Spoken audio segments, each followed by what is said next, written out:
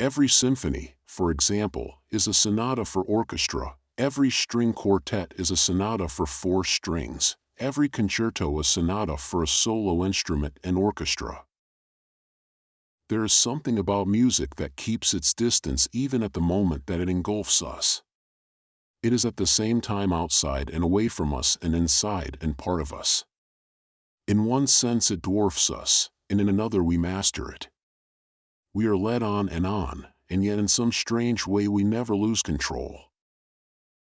The inspired moment may sometimes be described as a kind of hallucinatory state of mind. One half of the personality emotes and dictates while the other half listens and notates.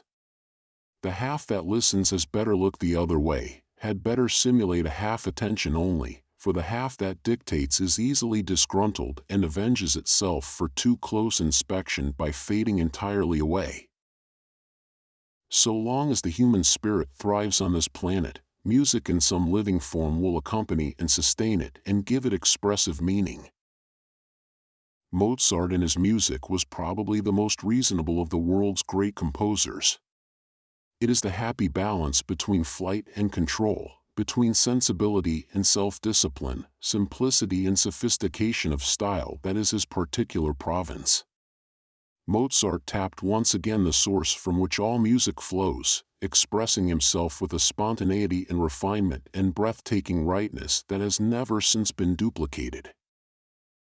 But I have always suspected that one could substitute the minuet of Haydn's 98th Symphony for the minuet in Haydn's 99th Symphony without sensing a serious lack of coherence in either work.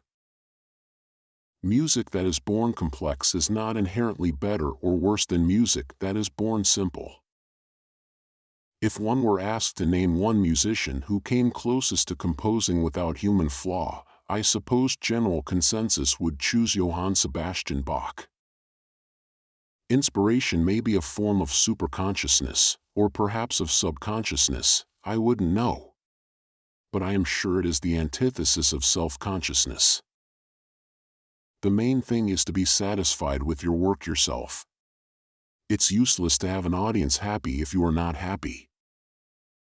Composers tend to assume that everyone loves music.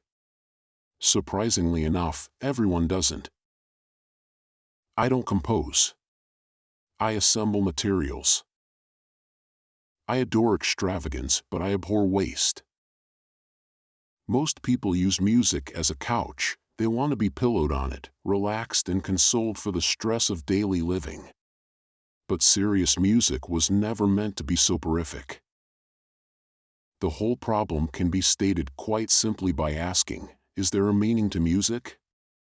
My answer would be, yes. And can you state in so many words what the meaning is? My answer to that would be, no. When I speak of the gifted listener, I am thinking of the non-musician primarily, of the listener who intends to retain his amateur status. It is the thought of just such a listener that excites the composer in me. A great symphony is a man-made Mississippi down which we irresistibly flow from the instant of our leave-taking to a long-foreseen destination.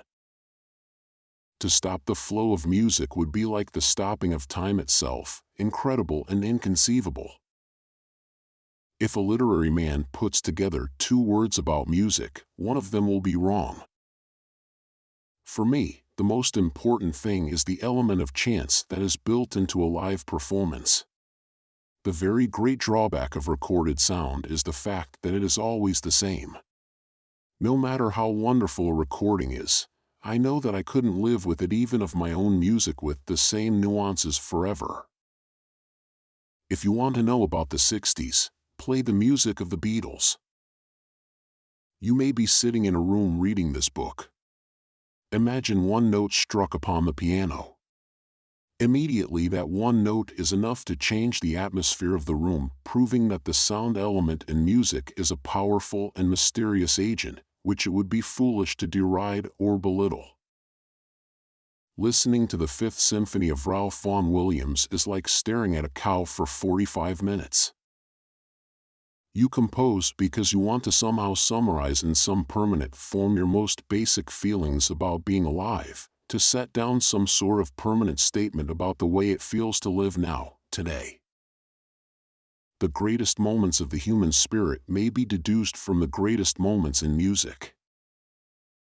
Mozart tapped the source from which all music flows, expressing himself with a spontaneity and refinement and breathtaking rightness.